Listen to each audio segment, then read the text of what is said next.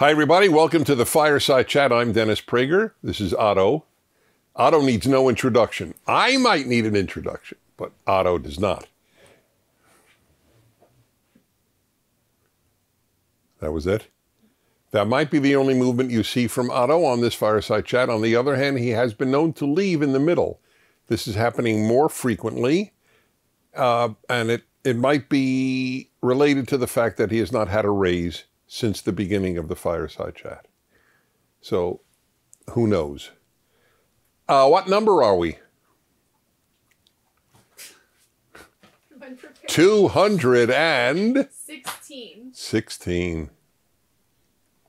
Oh my cron. Oh, that's right. An opening announcement. That's right. Dallas Baptist University is a comprehensive Christianity-centered, nationally ranked university with a mission to produce the next generation of servant leaders. DBU graduates at Dallas Baptist University, where I was and loved being there, are men and women of a deep faith who strive to reflect the values of genuine patriotism. They can be found in the classrooms, courtrooms, boardrooms, and beyond all throughout America and around the world. To learn more about the value of a DBU education and how you or your student may be eligible to receive a $1,000 scholarship, visit PragerU.com/DBU. DBU, Dallas Baptist University. Great. So, apropos, as it happens, I'm going to talk to you today, since I feel that I need to always go back to this subject, although this will be a different aspect of it, because it is the most important subject in the world, and it is the least talked about in schools and in the regular media. I'm going to talk to you about God. Do you know, by the way, just parenthetically, we live in the most secular generation in the history of the world. There has never been a religionless, godless society in recorded history. We have created it in the West to our great detriment. The chaos that we're seeing in so many arenas, men give birth, good and evil are opinions, there's no objective truth, there isn't even objective truth in math. I mean, it's endless, the chaos, and this is all a result of the breakdown of Judeo-Christian values in the West. Anyway, I'm going to talk to you about God from this perspective. The number of people who believe in God and whose belief in God, in my opinion, is flawed. Not that they don't believe enough, but that they believe, in my opinion, incorrectly. Not that I have the only correct vision of God, but when I explain this one to you, you'll realize why it's not a good idea. People ask, and always ask, why did something bad happen to them? It's a very fair question. What they think, though, if they think of God, is, why did God allow this to happen to me? Especially people who have great faith in God. I believed in God, and now look what happened. A loved one got cancer, or I got cancer, or hit by a car, or you name the. I'm trying to pick the worst things that could possibly happen. Not that you got a bad grade on a test, but seriously bad stuff. So first, let me say something I have known for years. There is no connection between your religiosity and God's protection of you. It's it's very common, and it's rationally and religiously baseless. Jews do it, Christians do it. If I have enough faith in Christ, I'll be protected. Or if I observe enough Jewish laws, be a faithful Jew that way, I'll be protected. I once spoke in a synagogue in London, an Orthodox synagogue, and a man, after my speech, a man got up and said, "Mr. Prager, how do you explain a Jew who has tried to live a wonderfully religious life, observed the laws of Judaism, the Torah, and rabbinic law, all of Jewish law, and then gets a heart attack prematurely or cancer?" And I was somewhat floored by the question, because it never occurred to me that there was a contradiction. That if you were faithful enough to God's commandments, you would end up with not having a disease.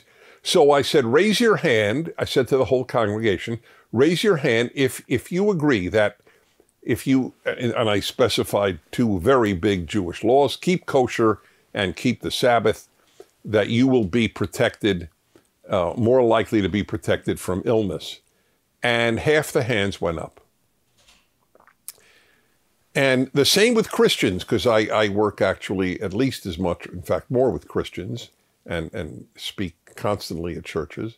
Many believe, I know that many believe this, because if something bad happens, their faith is very much shaken. I was so Christ-centered, led a Christian life in whatever that means to that individual, and here I am, my child has cancer, or I have it, or whatever it might be. As I said, I literally never, and I've led a religious life all of my life, I've never believed that leading a religious life in any way protected me, that meant God would protect me from calamity. It doesn't even occur to me that is the way in which things work. God allows bad things to happen to people. Now, God is with you when bad things happen. That I do believe, and I think that's very important. But that God will protect me? I long ago made up a term for this notion of God doing what we want, and that is celestial butler, a butler in heaven. God is not a celestial butler. Which brings me to point number 2 on the very same theme. I am not interested in asking God for things. I am interested in knowing what God asks from me. That is my preoccupation vis-a-vis God. What does God want me to do? Not what do I want God to do. You will lead a happier, better, finer life if you are guided by what does God want me to do than what do I want God to do.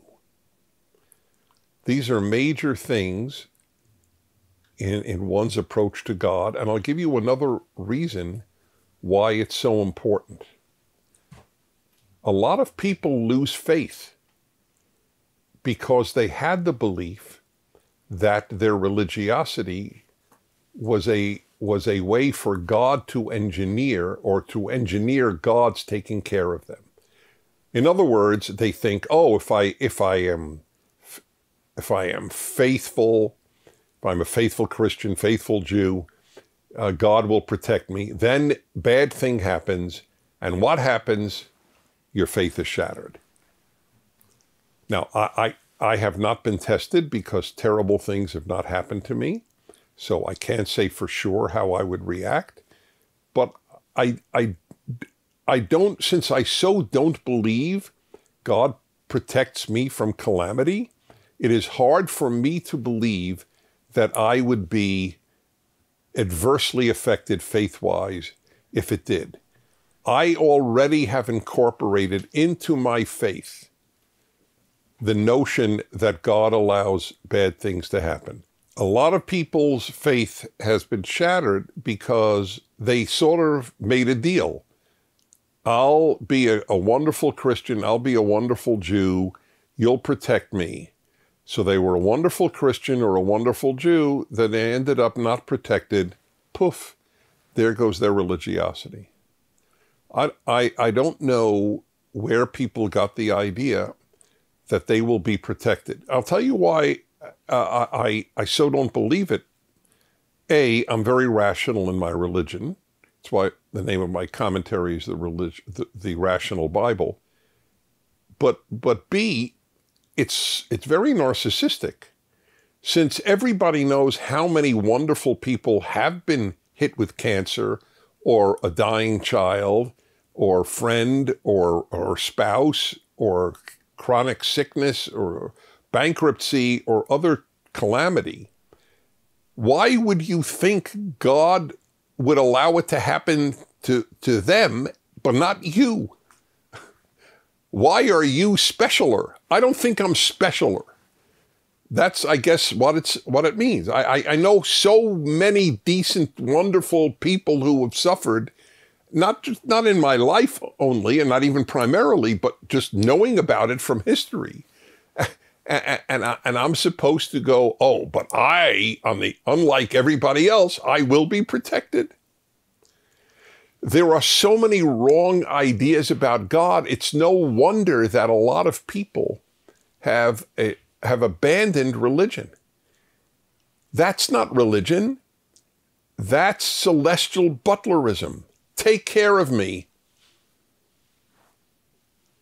So I said celestial butler, maybe babysitter in the sky. So people should not have that belief. You'll have a much better life if you ask, what does God want from you?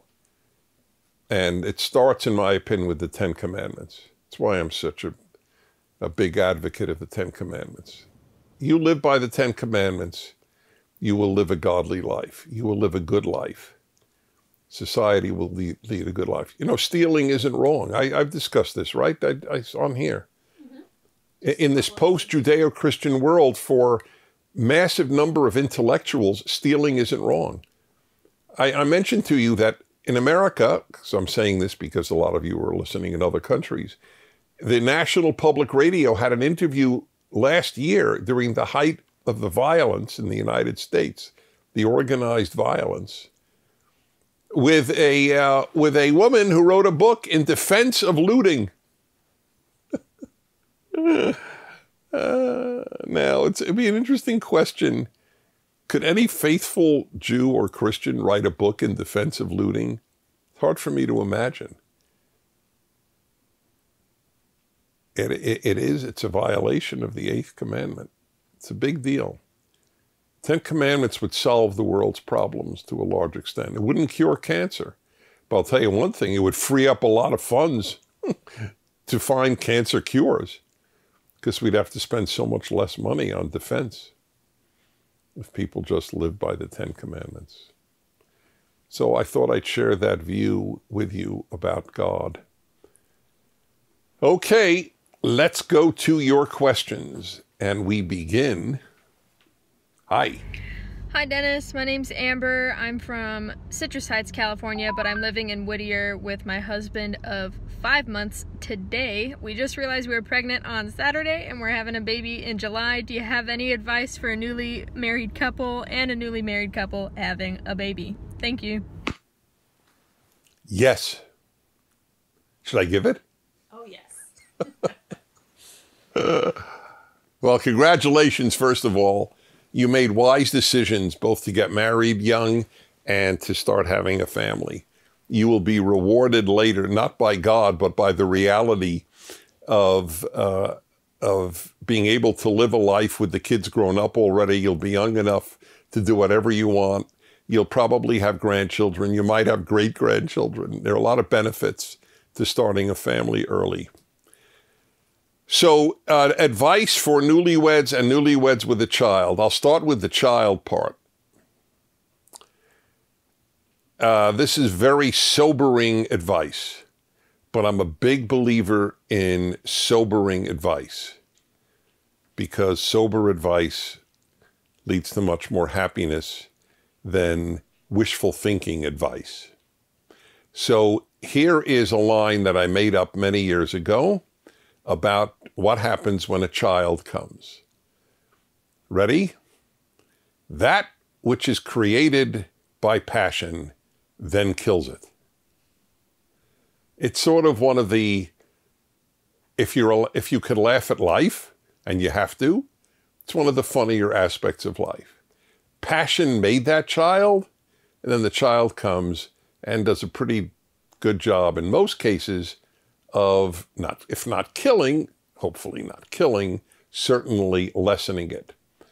You can't make love quite as often with a baby around as you did prior to a baby around.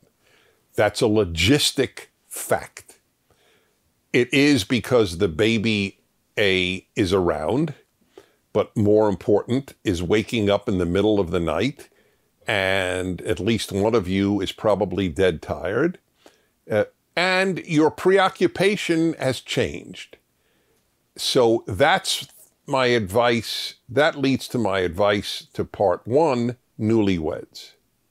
It is extremely easy and tempting and natural to focus on your child, especially the first.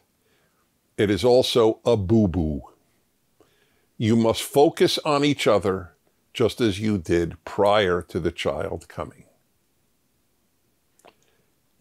It's counterintuitive because the first child in particular is so exciting and you're going crazy, gaga, in love with this child. But your love and the beauty of love, it's not a pie. You don't lose love by giving love to X. It doesn't stop that amount of love from Y. An apple pie or any pie, you take a piece away, there's less pie. But it's not true with love. So I'm not asking you to love your child less. I'm simply saying make sure you equally love and show that love to your spouse after the child comes. In the long run, your child is much more interested in a happy home than in a home where he or she is the center of your attention. I don't think they should be the center of your attention, children, at any age, to be perfectly honest. You obviously have to attend to them when they're helpless as a newborn. No, there's no question. You can't say, listen, if you need any food, just open the fridge. Obviously, that's not possible. You feed them, you clean them, you diaper them, you take care of them. I mean, they're helpless. That's a given. I have children. I know that. I raise children. But this is a very important, really important thing. Your husband must remain the center of your attention, and he must remain the center of yours, just as before the baby. You don't know that now because the baby's not there. But within a day of the baby's arrival, you will realize that this advice is not natural. The natural thing is to focus almost all of your attention onto that child. By the way, when children get older, it is even worse to make the child the center of your life. It's bad for you, and it's equally bad for the child. If I may, of course I may. It's my chat. I was never the center of my parents' attention. Maybe, and I don't know about one or two. I have no memories before 5, but certainly from 5 on, I was never, they were each the center of the other's attention. And while I lamented on occasion, and really only on occasion, that they were not more affectionate toward me, in the long run, it made me who I am. I'm happy with the way I am. I can always improve, but I like the fact that I was not the center of their lives. At any age, I thought that was a great thing. They were the center of each other's lives. I think that's good. They didn't come to all of my sporting events. In fact, I didn't even want them to. I may have had an exaggerated sense of masculinity, but I remember thinking, I don't really think mommy and daddy need to show up when I play basketball. That was my thinking. Maybe I was wrong, but I'm just telling you the way I thought. It's sweet to go to some of their games. It's a preoccupation to go to all of their games. That's my view. But that's, of course, much later on. You're having a new baby. So my advice, you and he must be the centers of attention for both of you, baby or no baby. Okay.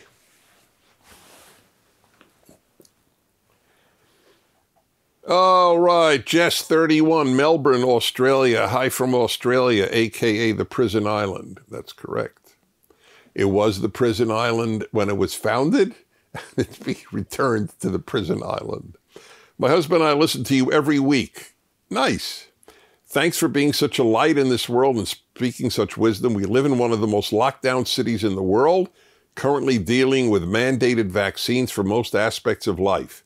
My husband and I both have given up our employment, cannot go to the gym or restaurants.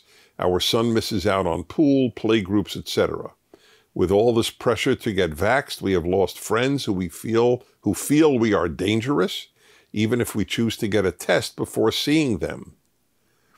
We realize people are brainwashed, paranoid, and unreasonable. It is not about science anymore. What do you think the agenda is? Is this all about money, power, and control? Or is it more sinister and the goal is social credit system? Australia is now talking about a digital identity to live. Is this the New World Order? I worry about the camps they are building here. By the way, they've built camps for non-vaccinated in Northern Australia. Basically, the why behind the extreme vaccine push. Lots of love and God bless the Popplestones. Okay, this is a very long one and really important.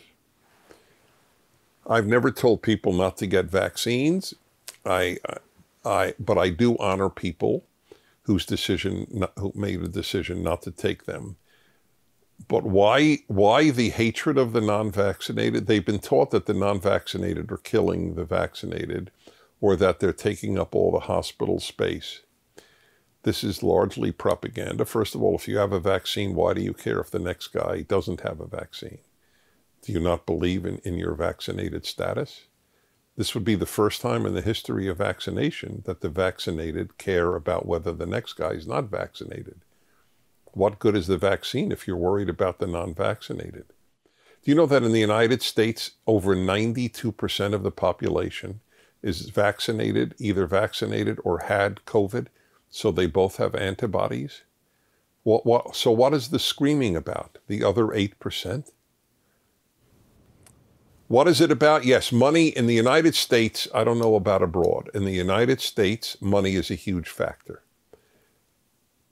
I never knew this. The number of things I have learned in the last 2 years makes me wonder, what did I know 2 years ago?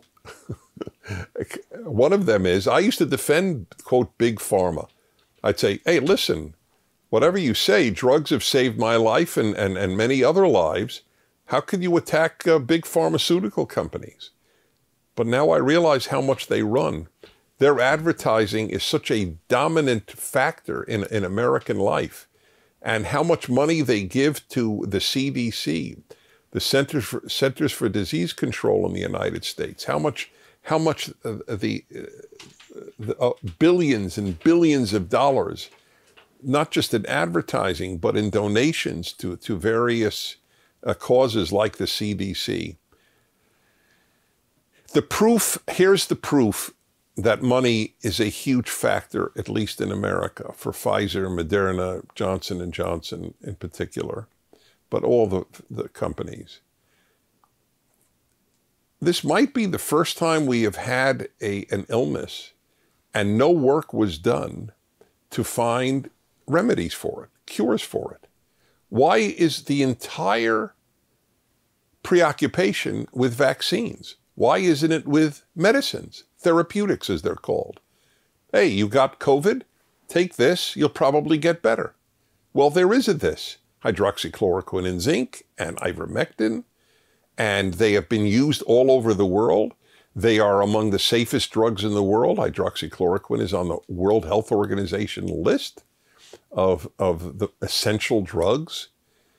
The dismissal of ivermectin as a horse dewormer is just, well, look who's here.